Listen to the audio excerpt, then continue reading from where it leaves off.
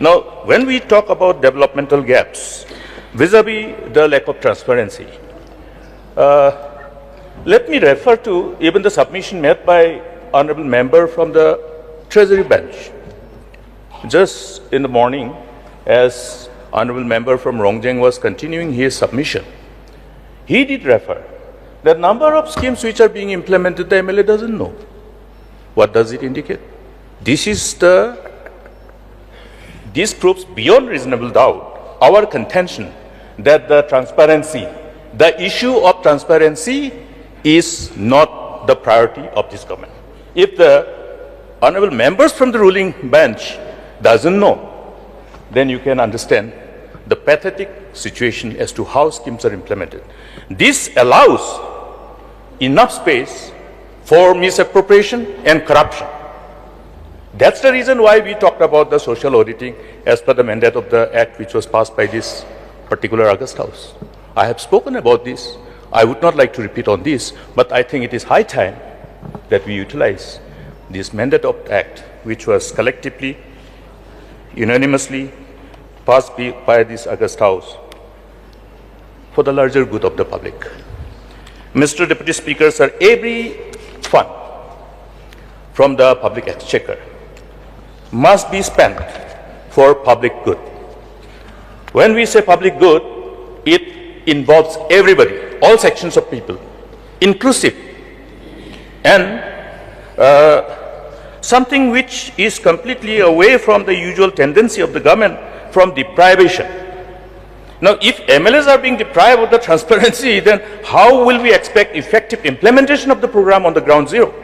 That's the reason why last time when I have visited different parts of the state, in the western part, only 2 districts, we were astonished to see that the schemes which are being implemented are not in sync with the actual DPR mandate of the DPR.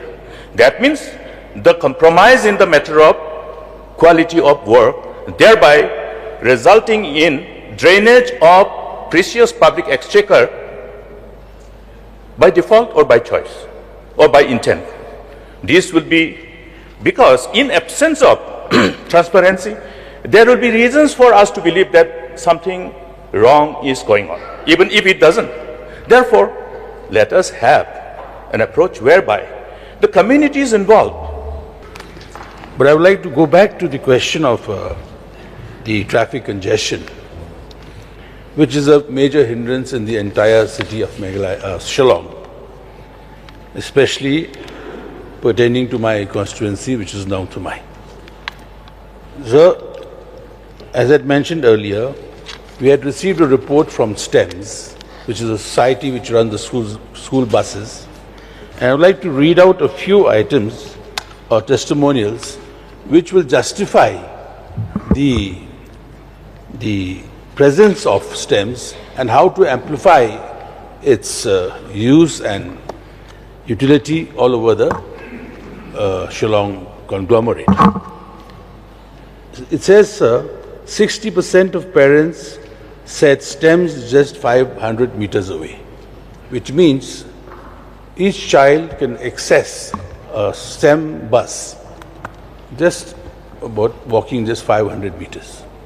Number 2, sir, 65% of parents wait for under 5 minutes, which was earlier for 88 minutes, has come down to 5 minutes. Third is 88% of parents are satisfied with STEM service. Then, sir, another portion is written here. 94% of parents stress reduced to STEMs. 82% of kids feel less stressed during commutes, which is very important because the students say that they feel less stressed when they are traveling to school. And plus 5 new friends by each kid, improving their social cohesion. So these are the few points that indicates that if we push the use of STEMS buses in all the schools around Shillong, the traffic congestion will come down drastically, which will also result in a savings of money to the families and employment to the drivers, to the attendants, and so on and so forth. So to put it in a nutshell, sir, this STEMS has become a good success. We should therefore put our heads together to ensure that all schools start using these buses, whereby the use of private vehicles will be reduced to an extent which may therefore ease traffic congestion. So number two is a question which was raised by the honourable member from Amlarem had said about the trucks or accident vehicles being strewn all across the city and elsewhere. So I can say from my experience, most of the police stations, including Morakaneng, Mudanriting, Laimukra, Lumdingjili, Nongpo, Burniart, everywhere, there are all accident vehicles lying around. And some have even been formed part of the landscape because they have been there for such a long time. The point is you remove them, but where do you put them? Therefore, I would like to request the government, if they can identify spots, areas, where the creation of a vehicle pound is an area where impounded vehicles are kept. It could be accident vehicles, it could be vehicles which are towed, and so on and so forth. Thereby, making sure that these vehicles do not add to the congestion. Sir, Madanating police station, you will see that the entire station is full of these vehicles. And they are very sight which is not pleasing to the eyes. Therefore, if a pound is created in different locations, it will go a long way to ease the congestion, and also, the sight of a mangled up truck or a burnt up bus or a vehicle which is damaged has sometimes a psychological effect on people, especially children. And the accidents that have taken place and the deaths that have occurred.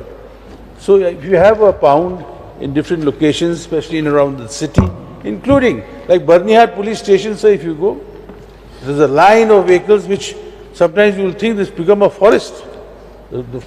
The foliage has covered the entire vehicles. And that's your first approach to Shillong, and you get the first impression, it's a very, not a good one. Therefore, I would request the government to look into this and create pounds where you can tow the vehicle somewhere.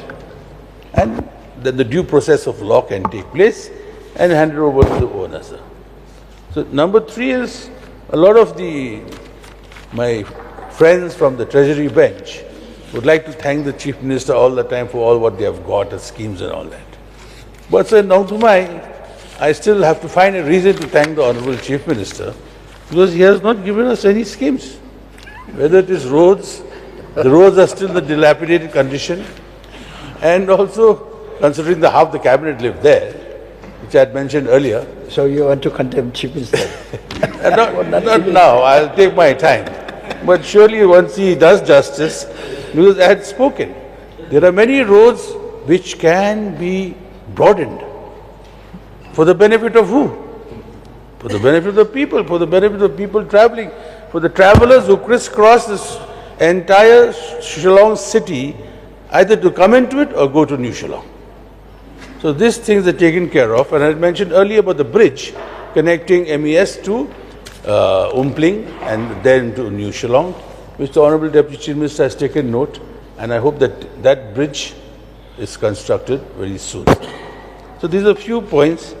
So just a few submissions. If the tax revenue can be collected, can be increased, then perhaps we can meet the expectations and aspirations of the people. So, and then at the end, I could see the Honourable Chief Minister ended with the speech. It's people-centric, rather citizen-centric budget. Yes, I really appreciate that, sir. Because, and then I really appreciated when he said every intervention we make here is, aimed towards employment. Yes, sir, that's a huge problem, expressed by most of the members and expectations, aspirations of our youth. So, as the Chief Minister himself has projected, 80,000 youth comes into the market, rather the employment market every year. So there's a huge challenge for the state government, huge challenge for us. And then, of course, we are here as a constructive opposition. Yes, we are here. Of course, some of the things that was said may not be too palatable, but then we are here to ensure that we meet the expectations and aspirations of the people.